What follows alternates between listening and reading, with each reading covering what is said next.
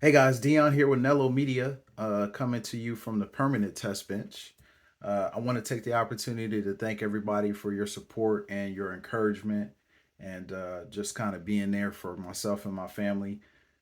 It's been extremely helpful, and the energy has been felt, and we're turning things around. So I encourage everybody out there to reach out and help out somebody who's less fortunate. Um, some people don't have a lot of resources, and they don't have anybody. So, if you see somebody on the street, or if you see somebody, out and about somewhere that look like they need help, or they look like they're going through something, don't hesitate to, talk to them. Maybe give them couple dollars or something like that. Um, 20 bucks, can go a long way for somebody who hasn't had a good meal in some time.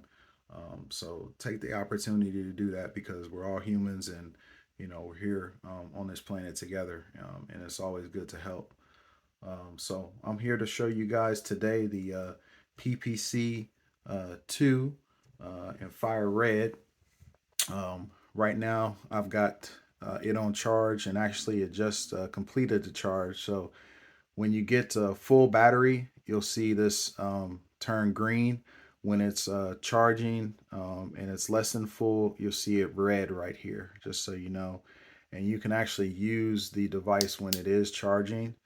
So you can see I'll fire it up here for you. And, we'll get our readings right now, because we've got uh, the transmit unit back here all hooked up and powered up. So you've got your two readings here, SP1, SP2, and then you've got your voltage. You can expect your voltage to be within zero point zero 0.09 hundredths of a volt in terms of accuracy. So it's very accurate.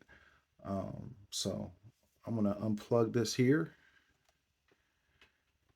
and we got our handheld, of course, our wireless handheld. So that's that unit there. And I'm gonna take the opportunity while I got you guys to kind of show you the sensors and the sensor brackets that we have available. I get a lot of questions on how do I attach the sensor to the basket of the subwoofer. So you've got your sensor here. We've got three different styles of brackets. This one here is the 90-degree bracket. So you would put that sensor there. I suggest putting a bead of epoxy or CA glue down here on the base of the bracket, and that way you get a permanent connection between, or I'm sorry, not connection, but mounting of the sensor to the bracket, like so. And then in front, this is what you want facing towards your voice coil, that eye there. And then to fix the bracket to the basket, you will want to put a bead of CA or epoxy on the bottom here. That's how I would suggest attaching this particular bracket if we're using this for your style bracket. That's how I would do it. Now, it's very important that if you have more than one sub, say you're monitoring two or more subwoofers, that you position each sensor in almost identical orientation to the next.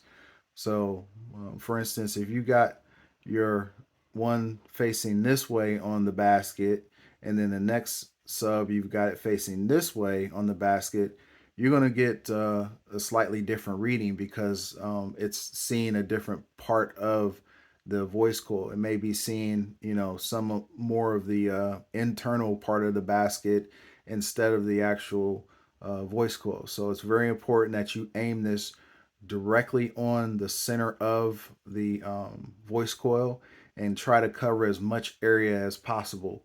The more area you cover with the sensor, the more accurate the reading is going to be. So that's our 90-degree bracket there. And then we've got our flat bracket here. So this would be for your baskets that have horizontal vent holes. So you would put a bead of epoxy here and a bead of epoxy here, and then you would put your sensor really like so. So you can have it come like that there.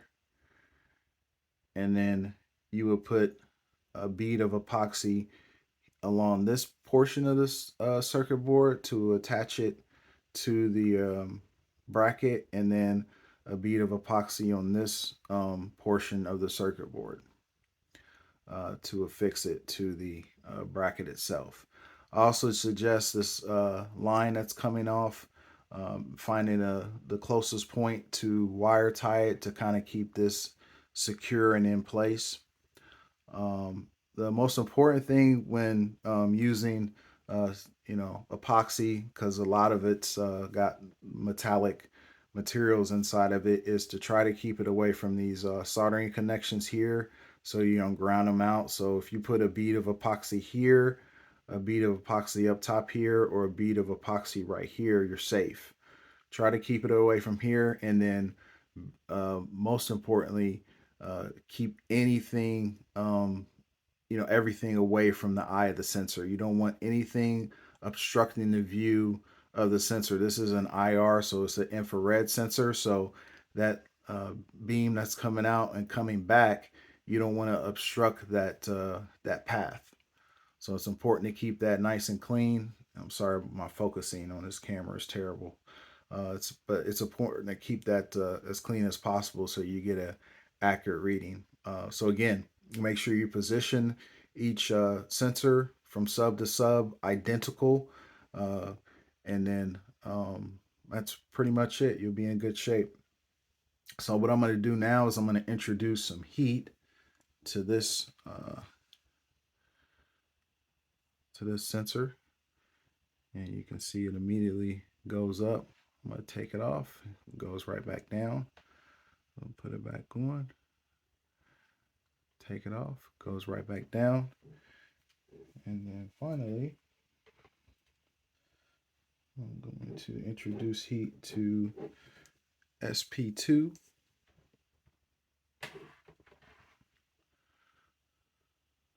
So we got that there.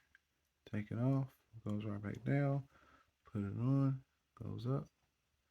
Take it off. So it's very, very responsive. All right, guys. I'm going to end it right here. I appreciate you guys watching. We'll talk to you soon. Thank you.